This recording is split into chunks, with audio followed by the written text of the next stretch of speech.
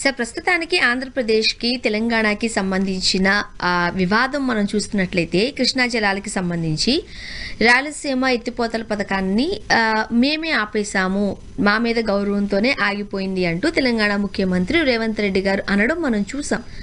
ఈ కామెంట్‌కి సంబంధించి మీరేం చెప్తారు? అసలు ఏం జరిగింది? సోన్ గారు, బేసిక్ గా ఈ మధ్య అసెంబ్లీలో తెలంగాణ ముఖ్యమంత్రి గారు కృష్ణా జలాల హక్కుల పైన కేంద్ర ప్రభుత్వం తెలంగాణలో రాజకీయ రచ్చ జరుగుతోంది. బీఆర్ఎస్ కి కాంగ్రెస్ మధ్య ఒకటి రాయలసీమలో ప్రాజెక్టులు ఏదో కట్టేస్తున్నారు, దాన్ని అడ్డుకున్న మొగాలు ఎవరు, కృష్ణా జలాల ఓటాల సాధనలో మేమెంత చేసాం పునఃసమీక్ష. మూడోది దక్షిణ తెలంగాణ ప్రాజెక్టులు ఎవడు కట్టాడు ఎవడు కట్టలేదు, ఈ చుట్టూ నడుస్తా ఉంది. అది వాళ్ళ రాష్ట్ర సమస్య. అయితే ఈ మొత్తం ప్రక్రియలో చంద్రబాబు నాయుడు గారికి అనుగుణంగా రేవంత్ రెడ్డి గారు తెలంగాణ ప్రజలను తాకట్టు పెడుతున్నారనే పద్ధతిలో బీఆర్ఎస్ ముందుకెళ్తా ఉంది, పొలిటికల్ గేమ్ ఆడుతుంది. దానికి రేవంత్ రెడ్డి గారు షార్ట్ కట్ మెథడ్ ఎంచుకున్నాడు. అసలు ఏదో గట్టిగా మాట్లాడి ప్రజల కోసం అసలు రాయలసీమ ఎత్తిపోతల పథకాన్ని నేనే ఆపిచ్చేసాను, నేను చెప్తే చంద్రబాబు నాయుడు గారు ఆపేశారు నా మీద గౌరవంతో, మీరు ఎక్కువ మాట్లాడితే అసలు మీతో మాట్లాడను, మా తెలంగాణ ప్రాజెక్టుల గురించి మీరు అనవసరంగా ఫిర్యాదులు చేస్తే అసలు మీతో చర్చించుకునేది ఏం లేదు, పైపించి రాయలసీమలో ప్రాజెక్టు పైన మీరు తొందరపడి నిర్ణయాలు తీసుకుంటే మేము మీతో మాట్లాడడం అప్పుడు దారికి వచ్చినారు అన్నట్టు మాట్లాడుతున్నాడు. ఇది ఆయన మాట్లాడాడు. సీన్ కట్ చేస్తే 2 రోజుల తర్వాత బీఆర్ఎస్ ఎమ్మెల్యే మాజీ జనవనరుల శాఖ హరీష్ రావు గారు అసలు రాయలసీమ ఎత్తిపోతలు ఆపింది మేమే ఆపేశాం, ఆయన క్రెడిట్ అంటున్నాడు. ఇప్పుడు ఆంధ్రప్రదేశ్ ప్రభుత్వం కూడా చెప్పింది ఇంతేమో మాట్లాడలేదట అని ఆయన మాట్లాడుతున్నాడు. ఫ్యాక్ట్ ఏంటంటే రాయలసీమ ఎత్తిపోతల పథకాన్ని వీళ్ళిద్దరూ రాజకీయ అవసరాల కోసం వాడుకుంటున్నారు. రాయలసీమ ఎత్తిపోతల పథకాన్ని గురించి నేను తెలంగాణలో ఏం మాట్లాడాలి, తెలంగాణలో నిజమైన వాళ్ళ భాషలో మనగాళ్ళు ఈ పదాలు వాడదలుచుకుంటే దక్షిణ తెలంగాణలో ఈ ప్రాజెక్టు కట్టిన మనగాడు నేనని మాట్లాడాలి, లేదా తెలంగాణలో ఈ ప్రాజెక్టు పూర్తి చేసిన మనగాలని మాట్లాడుకోవాలి. అసలు రాయలసీమలో ప్రాజెక్టులు వ్యతిరేకించిన మనగాలుగా చర్చ పెడుతున్నారు అంటే ఆడేమీ చేయలేదని అర్థం. మీ రాష్ట్రానికి మీరు ఏమీ చేసుకోకుండా పక్క రాష్ట్రంలో ప్రాజెక్టులు ఆపేసినాం, ఆ ప్రాజెక్టులు కట్టడం ద్వారా కట్టని ప్రాజెక్టులు ఇవి, ఇంకా కట్టని ప్రాజెక్టులు ఆపేసేసి తెలంగాణను కాపాడుతున్నారు. తెలంగాణలో ప్రాజెక్టులు కడితే తెలంగాణకు నీళ్లు వస్తుంది తప్ప రాయలసీమలో ప్రాజెక్టులో వ్యతిరేకిస్తే నీళ్లు రావు, పవిత్ర కొత్త సమస్యలు తెచ్చుకుంటారు. మీరు మమ్మల్ని ఆపేస్తే మేము మిమ్మల్ని ఆపకుండా ఉండం. కాబట్టి తెలంగాణ వాళ్ళు వాళ్ళ రాష్ట్రానికి న్యాయం చేయడం ఆపేసి దాన్ని షార్ట్ కట్ మెథడ్లో ప్రత్యర్థి మీద లేసి రాజకీయం చేయడం కోసం పక్క రాష్ట్రంలో ప్రాజెక్టులు ఆపేసినామని చేతులు జరుపుకుంటున్నారు. ఆ రాష్ట్ర ప్రజలు మోసం చేస్తున్నారు. కాబట్టి తెలంగాణ ప్రజలు అర్థం, 1,20,000 కోట్ల రూపాయలతో కాళేశ్వరం పూర్తి చేసిన పార్టీలు మరి తెలంగాణలో దక్షిణ తెలంగాణ మహబూబ్ రంగంపై 20,000 కోట్లు ఎందుకు పూర్తి చేయలేకపోయినారు? 1,60,000తో ఆ ప్రాజెక్టు పూర్తి చేసినారు కదా, మరి ఈ ప్రాజెక్టు ఎందుకు పూర్తి చేయలేకపోయారు? దక్షిణ తెలంగాణలో ఏ ప్రాజెక్టు కోసం రాయలసీమ ఎత్తిపోతల పథకాన్ని ఆపేశామని మీరు చెప్పుకుంటున్నారో ఆ దక్షిణ తెలంగాణకు నీళ్లు రావాలి అంటే శ్రీశైలం బ్యాక్ వాటర్ నుంచి రావాలి. అంటే స్వర్ణ గారు బేసిక్ గా ప్రజలకి నీటి ప్రాజెక్టుల పైన పెద్ద అవగాహన ఉండదు కాబట్టి ఏది బుద్ధి అది మాట్లాడుతున్నారు. అన్ని ప్రాంతాల్లో అదృష్టం ఎలా ఉంటుందంటే ప్రాజెక్టులు కట్టి గేట్లు ఎత్తి నీళ్లు తీసుకుంటారు. అది ఏ ప్రాజెక్ట్ అయినా తీసుకోండి. మా కర్మ దక్షిణ తెలంగాణ కర్మ ఏంటంటే, మా కర్మ అంటే రాయలసీమ ప్రజల కర్మ, ప్రాజెక్ట్ వెనక నుంచి నీళ్లు తీసుకోవాలి. నీళ్లు గట్టిగా నిలిపేసి గేట్లు ఎత్తేసి కాదు, గేట్లు బాగా బిగించేసి తన్నుకున్న తర్వాత వెనక నుంచి నీళ్లు తీసుకోవాలి. అట్ట కట్టారు శ్రీశైలం ప్రాజెక్ట్ ని. కాబట్టి శ్రీశైలం ప్రాజెక్ట్ అనేది రాయలసీమ దక్షిణ తెలంగాణకు ఉపయోగపడే పద్ధతిలో కట్ల. అంటే బ్యాక్ వాటర్ కట్ తో దక్షిణ తెలంగాణ రాయలసీమకు నీళ్లు తెచ్చుకోవాలి. ఇప్పుడు దక్షిణ తెలంగాణకి రాయలసీమకి న్యాయం చేసే వాళ్ళు ఎవరైనా మొదట ఆలోచించి శ్రీశైలంలో నిండుగా నీళ్లు పెట్టుకోవాలి. తెలంగాణ ప్రభుత్వాలు అప్పుడు బీఆర్ఎస్ ఇప్పుడు కాంగ్రెస్ 800 అడుగులు రాగానే కింద కొట్టేసి విద్యుత్ ఉత్పత్తి చేసి వదిలేస్తున్నారు. నీళ్లు వదిలేస్తే నాగార్జున సాగర్లో పడుతుంది, నాగార్జున సాగర్ పోయి సముద్రం పడిపోతుంది. అంటే శ్రీశైలం ప్రాజెక్టులో మినిమం వాటర్ లెవెల్ మెయింటైన్ చేయకుండా అడ్డుకుంటున్న తెలంగాణ ప్రభుత్వం దక్షిణ తెలంగాణకి ఎట్లా న్యాయం చేస్తుంది? కానీ దక్షిణ తెలంగాణకి అన్యాయం చేస్తూనే కవర్ చేసుకోవడం కోసం, కవర్ పాలిటిక్స్ కోసం రాయలసీమలో ఎత్తిపోతలు ఆపేనామని కవర్ అయ్యారు. కాబట్టి ఈరోజు రేవంత్ రెడ్డి గారిది బీఆర్ఎస్ ది దక్షిణ తెలంగాణకు వాళ్ళే అన్యాయం చేసి ఇంకొకరి మంది ఏడడం తప్ప ఇంకోటి కాదు.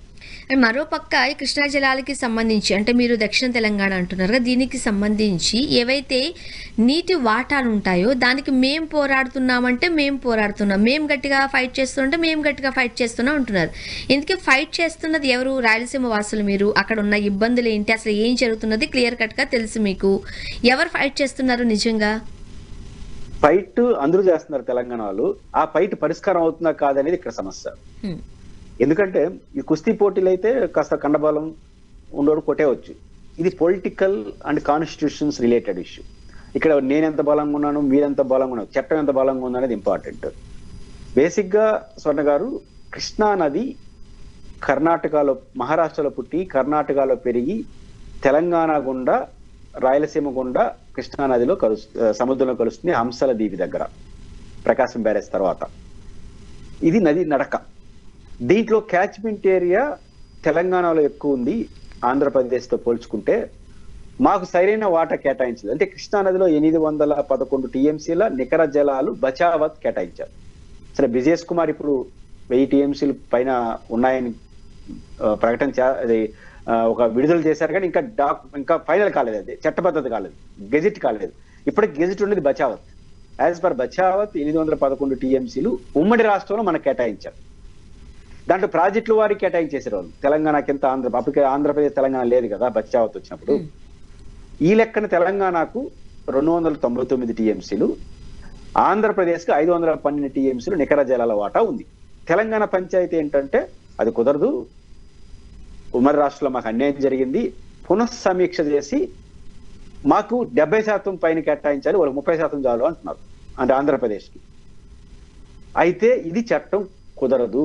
దీనిపైన వైఎస్ జగన్మోహన్ రెడ్డి గారు చంద్రబాబు గారికి లెటర్ రాశారు. అసలు క్యాచ్మెంట్ ఏరియా ఆధారంగా నీటి కేటాయింపులు చేయడానికి కుదరదు. ఒకసారి ట్రిబ్యునల్స్ ప్రాజెక్టుల వారీగా నీటి కేటాయింపులు చేసేస్తే దాన్ని మార్చే అధికారం ఎవరికీ లేదు, కోర్టుకు కూడా లేదు. అదనపు నీళ్లు కేటాయించాల్సింది తప్ప ఉన్న నీళ్లు డైవర్ట్ చేయడానికి లేదనేది చట్టం. ఎక్కడా లేనట్టుగా కేంద్ర రాష్ట్ర ప్రభుత్వం తెలంగాణ అడుగుతుంది. కేంద్రం రివ్యూకి అంగీకరించింది. ఇది రాజ్యాంగ విరుద్ధం అని జగన్మోహన్ రెడ్డి గారు 2023లో సుప్రీంకోర్టులో సవాల్ చేశాడు కేంద్ర ప్రభుత్వం. అది కోర్టులో ఉంది ఇంకా. కానీ ఎవరైనా అర్థం చేసుకోవాల్సింది, ఒకసారి నీటి కేటాయింపులు చేసేసిన తర్వాత దాన్ని డైవర్ట్ చేసే అధికారం ఎవరికి లేదు. అదే నిజమైతే catchment area Andhra Pradesh, catchment area అంటే నీటి ప్రవాహం, నదీ ప్రవాహం ఏరియా తెలంగాణకి ఎక్కువ ఉందని మీకు కేటాయిస్తే, అదే సిద్ధాంతం అయితే తెలంగాణకి ఆంధ్రప్రదేశ్కి ఇద్దరికి అన్యాయం జరిగిపోతుంది. రీజన్ ఏంటంటే 2 లక్షల పైచిలుకు చదరపు కిలోమీటర్ల పొడవున కృష్ణానది ప్రవహిస్తుంది క్యాచ్మెంట్ ఏరియా. కానీ ఆంధ్ర తెలంగాణ కలిసి 75,000 చదరపు కిలోమీటర్లే. ఆ లెక్కన మనకు 600 టీఎంసీలు రావాలి, కానీ 800 టీఎంసీలు వచ్చింది. అంటే అవసరాలు, ప్రాజెక్టులు నిర్మాణాన్ని బట్టి ఆ రోజు కేటాయించారు.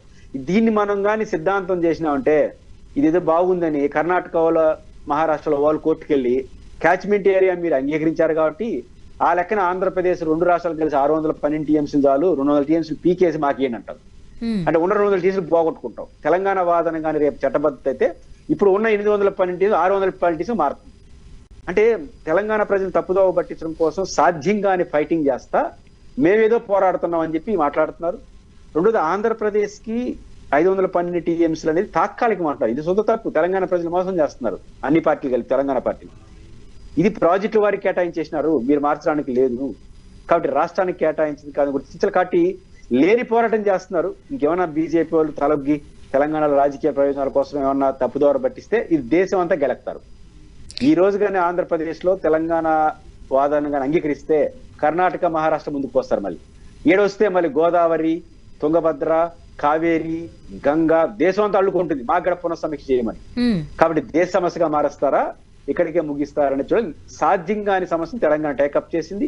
ప్రజల్ని మెప్పించడం కోసం, తప్పుదోవ పట్టించడం కోసం మేము ఏదో పోరాడుతున్నాం అని ప్రజలు తప్పుదో పట్టించే ప్రయత్నం చేస్తున్నారు. అంటే ఇప్పుడు అసాధ్యమైన విషయాన్ని, అసలు సాధ్యం కాని విషయాన్ని, లేని విషయాన్ని ఎందుకు భుజాల మీదకి ఎత్తుకున్నారు?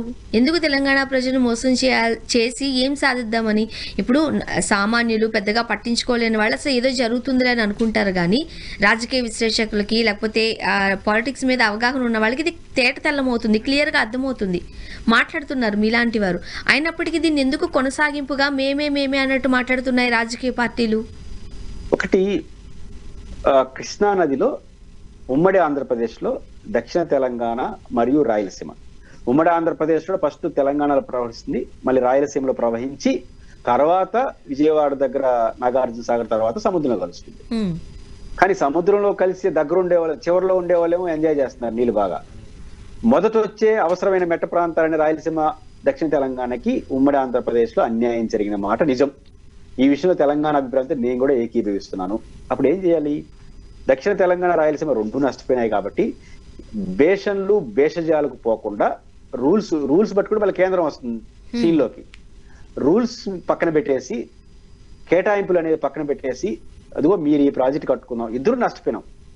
దక్షిణ తెలంగాణ నష్టపోయింది, మరోవైపు పోలవరం వస్తుంది కాబట్టి కృష్ణా డెల్టా అవసరాలు తీరుస్తుంది, నీళ్లు మిగులుతాయి కాబట్టి సముద్రంలో పోయే నీళ్లు వ్యూహాత్మకంగా రాయలసీమకి, దక్షిణ తెలంగాణ కూడా ఇద్దరు ప్రాజెక్టు కట్టుకుందాం, చట్టాన్ని పక్కన పెడదాం, నువ్వు ఇది కట్టుకో నేను ఇది కట్టుకుంటా, ఒక అవగాహనతో వెళ్ళిపోదాం. ఒకసారి కేసీఆర్ చెప్పాడు, బేసన్లు బేసజాలితే కేంద్రం వస్తుంది, ఈ రెండు పక్కన పెట్టి నీకేం కావాలో నాకేం కావాలో వచ్చి తొందరగా ప్రాజెక్టు కట్టుకుంటున్నాం అన్నాడు.